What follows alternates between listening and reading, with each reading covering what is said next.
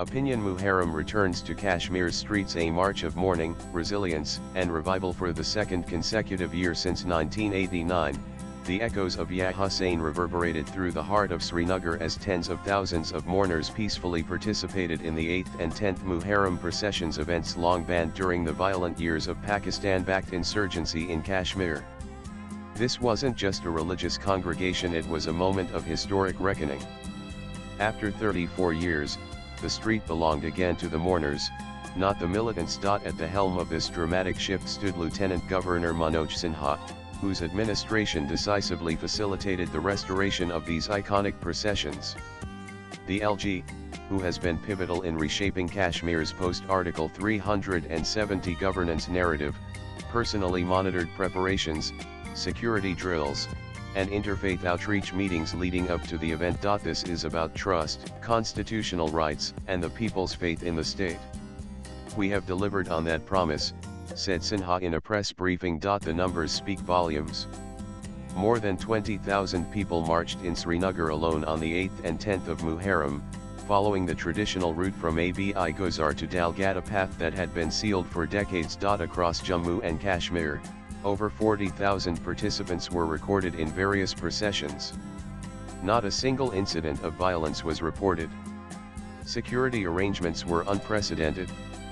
The state deployed 3,500 personnel, installed 80 CCTV cameras, used drones with facial recognition, and ensured real-time surveillance. Quick reaction teams were stationed every 300 meters. Sanitation, lighting, and medical booths were operational across the route, something unimaginable during the earlier years of curfews and crackdowns. This is not just about allowing a procession, said Shia cleric Syed Rizwan Haider.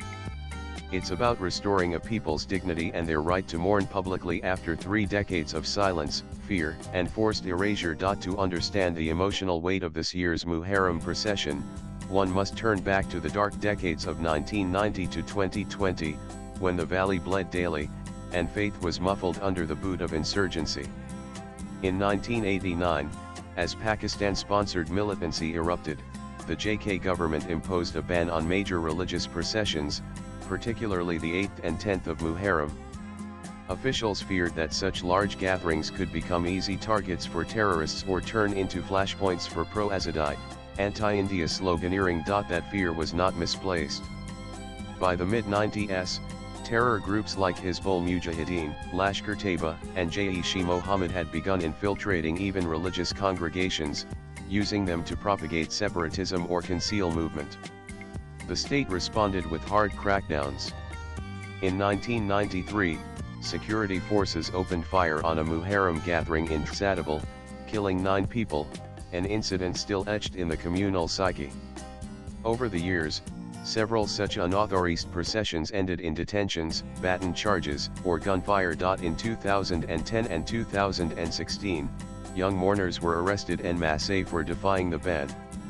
In Budgam, 202 participants were booked under Section 144 just for attempting to carry an alam religious flag on the 10th of Muharram. Between 1990 and 2010 alone, over 13,000 civilians died in militancy-related violence, according to the South Asia terrorism portal SATP.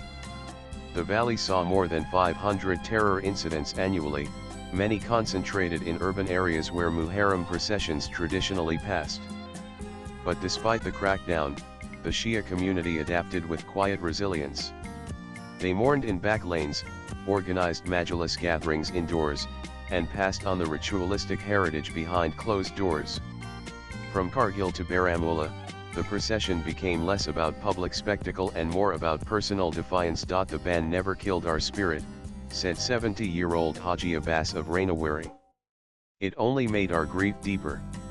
It made our faith private and more political at the same time. So, what changed in 2025 is the return of the Muharram procession, a genuine act of reconciliation or a calculated move to craft an image of normalcy in post-militancy Kashmir. The answer, while complex, leans towards transformation rather than mere tokenism. Since the abrogation of Article 370 in August 2019, the security landscape in the valley has undergone a dramatic shift.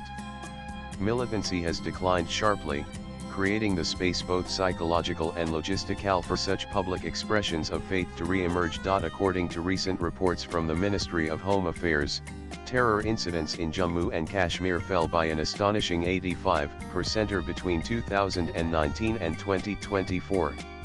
Civilian casualties dropped from 78 in 2019 to just 6 in 2024. The number of active local militants, once over 230 in 2018, is now fewer than 35. Cross-border infiltration attempts, long a hallmark of Pakistan's proxy war, have plummeted by 92%. These aren't just statistics, they're indicators of a deeply recalibrated threat matrix that gives the state an opportunity to reimagine its relationship with civil society. This was a litmus test, said a senior police officer on condition of anonymity. If we could conduct Muharram processions without a single untoward incident, it validates our counterinsurgency strategy and also builds trust with the community. Indeed, for security agencies and policymakers, this year's peaceful procession is both an operational success and a political signal. Kashmir is stable enough to allow long-band, emotionally charged public gatherings. But not everyone is convinced of the state's altruism. Critics argue that the revival of these processions is more curated than organic. With the first Jammu and Kashmir Assembly elections in the post-370 era expected later this year, skeptics see the timing as politically calculated. The procession is welcome, but let's not pretend this isn't about optics, said a political analyst from Kashmir University. It's about Delhi showing the world that Kashmir is normal again. Yet, beyond the political choreography, the ground reality told a different, more hopeful story. For the first time in decades, Sunnis, Sikhs, and even Kashmiri pundits were seen voluntarily participating, distributing water, food, and medical aid along the route. Social media was flooded with powerful images of interfaith solidarity, often captioned with lines like, "Karbala unites where politics divides." The communal spirit was authentic, spontaneous, and deeply emotional. Symbolism in Kashmir has always carried weight. And this year, it mattered that the state didn't just allow the narrative of Muharram to unfold, it actively enabled and amplified it. The Lieutenant Governor's office wasn't a passive observer, it orchestrated logistics, ensured security, and even promoted the event's peaceful conduct as a hallmark of a new Kashmir. This is governance used as message, not just mechanism. Lt Gen Retd Syed Atta Hasnain, one of India's most respected voices on Kashmir, summed it up with military precision in conflict zones: perception is firepower. When people march and soldiers guard, not CLAS hits psychological warfare won by the state. That perception, this time, was of a Kashmir walking not in protest or panic, but in unity, memory, and peace. Swipe left for next video. The 2025 Muharram procession in Kashmir was more than a march, it was a message. A message that fear can fade. That faith can find footing again. That a valley once silenced by gunfire can now echo with elegy and unity. Yes, questions linger. Will this be an annual norm or a on-off exception? Can this public expression coexist with political dissent? Will the trust extended to the people this year survive the election cycles and policy shifts? But for now, what matters is this: the 8th and 10th of Muharram are no longer banned days on a government calendar. They are once again sacred dates etched on the streets of Srinagar with blood, with belief, and now, with state support. In Karbala, Imam Hussein chose principle over survival. In Kashmir, his mourners finally walked again, not in defiance, but in dignity. Tamina Rizvi is a policy analyst and PhD scholar at Bennett University. Her areas of work include women, peace, and security, South Asia, focusing on the intersection of gender, conflict, and religion, with a research emphasis on the Kashmir region, Pakistan, and Afghanistan. Expressed in the above piece are personal and solely those of the writer.